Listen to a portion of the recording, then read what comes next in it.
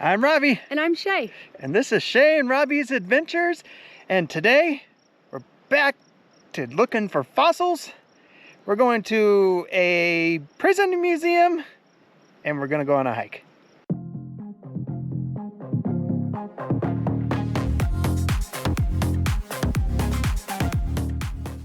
Well, actually 2 hikes, I guess. Technically, we're starting on a little small one to go to an overlook at Marsh Quarry. Did I say that right? Yeah, that's where we are. We're in the Garden Park fossil area, just north of Canyon City, really outside of town.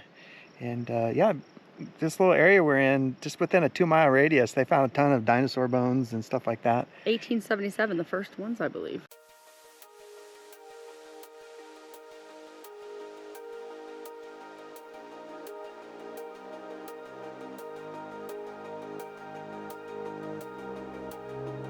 There's a lot of bugs flying around out here, man. But we hiked up to the upper lookout, and I'll do my best in the edit to show you across the way over here where the quarry was, where all the houses were. There was an outhouse, there was an equipment shed, working area. They actually have a picture of Mr. Marshall there, Marshall Felch. That was taken in 1888. But yeah, there's also over here, what does it show? Yeah, it shows the creek that's out over here and where they found fossils and things like that. We're right there right now, and we passed the lower level. So yeah, pretty cool little observatory.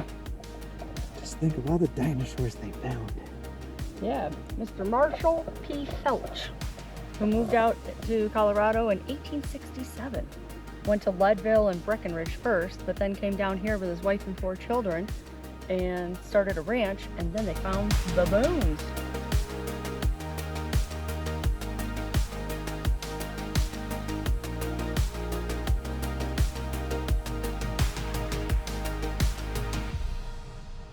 We're down from the Marsh Quarry. Now we're at the Cleveland Quarry. We are. And they got a cool little sign here where it shows just the depth in meters. So we're at the creek right here. So we're at 0 meters, and where we were at the marsh is at 60 meters. So look at all that in between. That's where they were finding fossils, digging. So you know, over time, erosion has exposed it. And then over here on this sign, it talks about the Stegosaurus they found right here. They found it here in Garden Park in 1936. And you can now see that at the Denver Museum of Nature and Science. Yeah. And the quarry we are at is called Cleveland Delphs.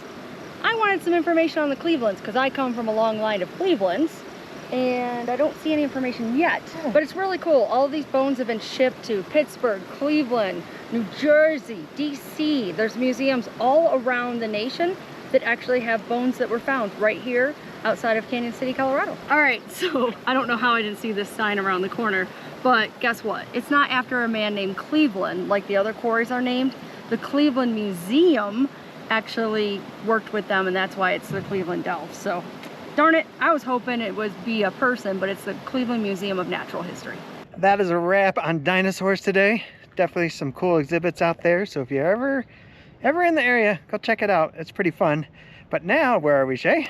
We are at the Colorado Museum of Prisons, and it has over 140 years of Colorado prison history. Yep, and we're taking a guided tour today, so we don't have to read everything. It'll be nice for once. We're just down the street, a couple miles from the ADX Supermax, which we can't tour, but that has like the shoe bomber, the Boston bomber, and a bunch of bombers in there, as well as El Chapo. Chapo's in there. He escaped from 2 Mexican prisons back in 2001 and 2015, and so they put him in this prison, and guess what? You ain't getting out.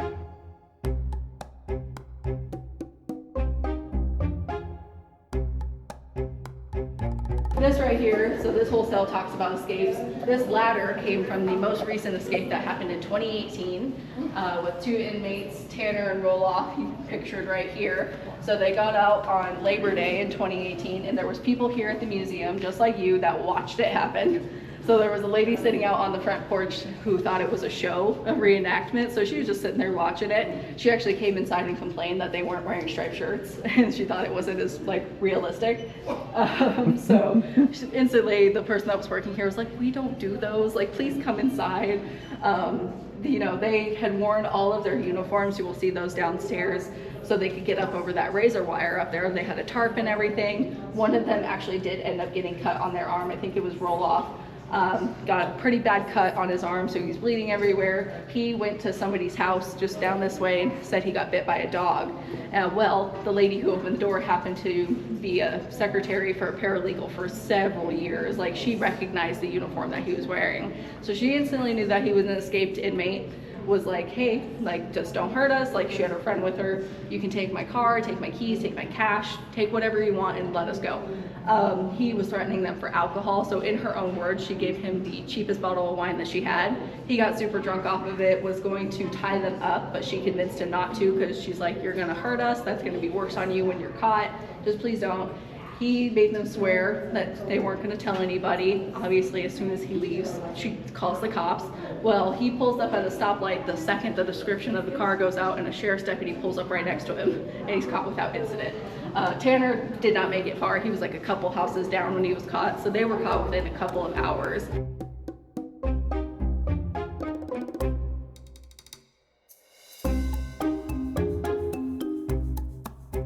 My favorite story is there's that waterway that's in front of the parking lot over there. It goes through the entire facility. Well, there was a huge problem going around, a bunch of drugs everywhere. Could not for the life of them figure out how they were getting it inside the facility.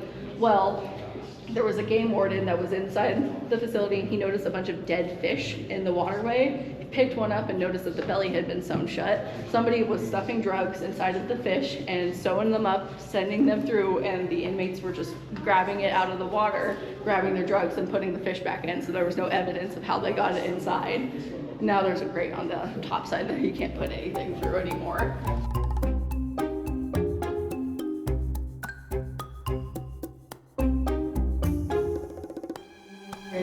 This is George Witherall. He was a murderer from Douglas County. He had escaped, and an angry mob caught him and lynched him right across the street to where the inmates inside Territorial could see it happening. Well, he was in such a panic that you can tell that he is wearing 2 right boots.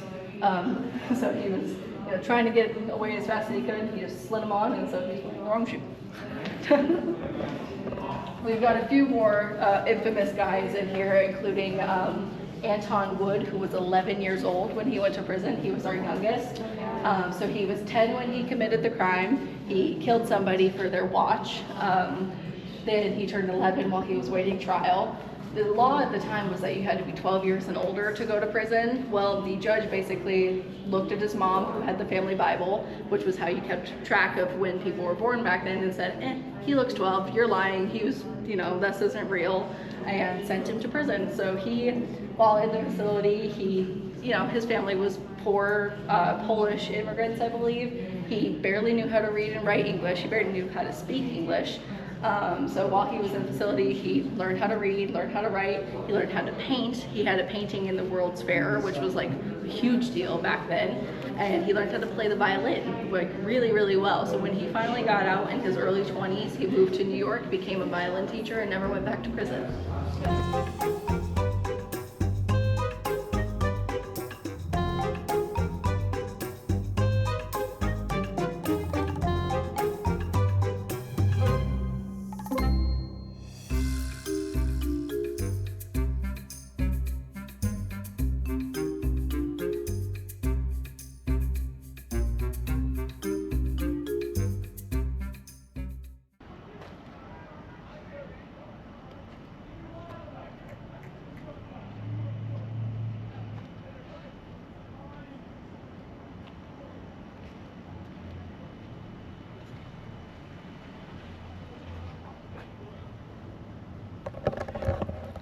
Shae, I think if you listen, you can hear the inmates on the other side of the wall.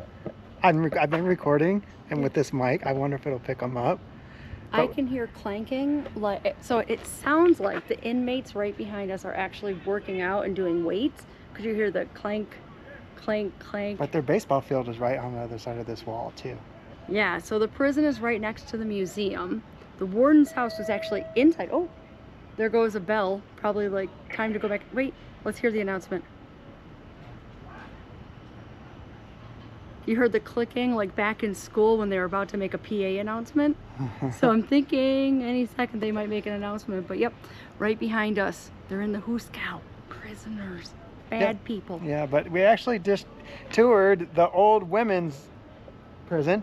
It shut down just because of overpopulation and things like that. But as you saw, the amount of artifacts in this place are, yeah, crazy. There's so many, and what's kind of fascinating is Colorado's different from some other states where there's prisons all over the place. Colorado kind of centrally put them in Canyon City and in this area. So there, at one time there was 13. There's actually now 11 active prisons, but there were 13 at one time, and that includes, like we mentioned before, Supermax with, you know, all the bombers go in there. If you do any kind of bombing, like the guy who snuck a bomb in his underwear on a plane and got busted because the sweat from being hot inside the plane actually started to corrode his skin, and oh, that was quite the story. But yeah, it's definitely worth checking out if you are anywhere near Highway 50 in Canyon City in southern Colorado. We left the museum and now we're at a graveyard. Aha! Shae is loving it. She's a, what do you call yourself? A contributor to Find a Grave. Okay. I'm a nerd. I go to cemeteries and, you know, photograph graves and put up information for families who can't visit from out of town or just need to prove for ancestry reasons that someone's date of birth or death date actually matches up with their tombstone. But behind us right now is all of the graves of all of the people that have been executed at the prison museum that we just went to see, in the gas chamber and by hangings and one lethal injection. Only one guy in 1997 got the old needle in the arm. Yep. But look at, none of them are marked with names. It just says CSP inmate on every single one. We're gonna wrap up looking at all the little tombstones here, and then we're gonna go get some more exercise in.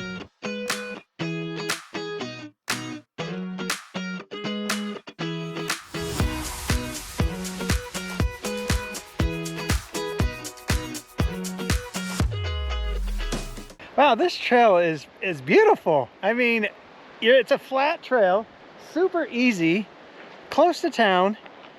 We just saw the train go by. The Arkansas River is right there, and we can actually see some rafters coming down. Looks a lot of rafting companies in this area. But yeah, we're in the high desert, but man, did you show the river? Yeah, I just did. I turned the camera. I wasn't paying attention. I was too busy looking at this beautiful scenery. It's gorgeous. So, can't believe we've never done this trail before. Yeah, so for high desert, it's pretty nice. Another fun fact is Arkansas River is to my left, and the train tracks are down there, and that leads, if you follow the river and the train tracks, that leads to the Royal Gorge. And that's where we did our 5K, and we went and saw the Royal Gorge. So if you haven't seen that video, this is a great time to ask you to subscribe, like our videos, and go check out other ones like that 5K video that we did in April. Yeah, that seems like a long time ago, but really not that long ago now. A couple months ago. All right, we're gonna continue on and show you the views.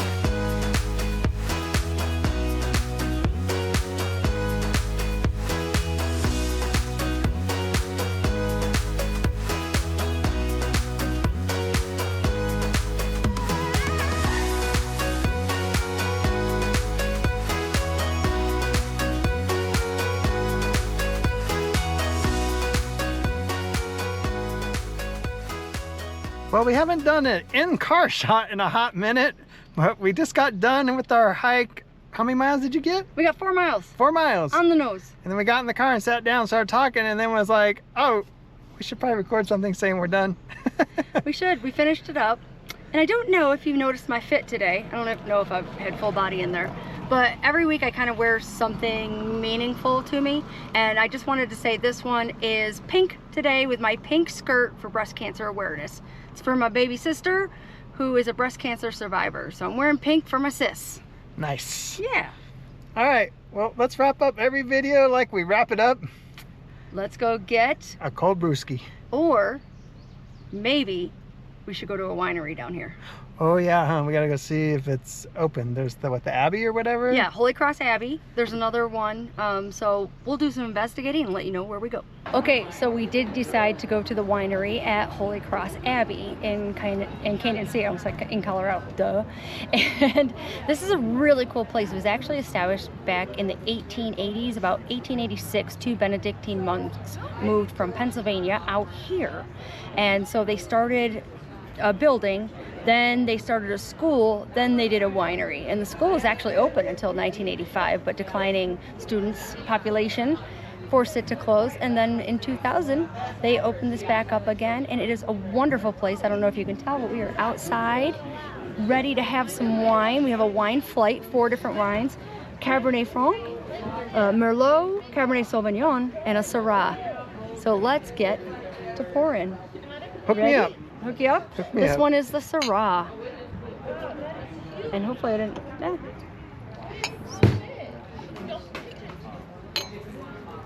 Cheerio. Cheers.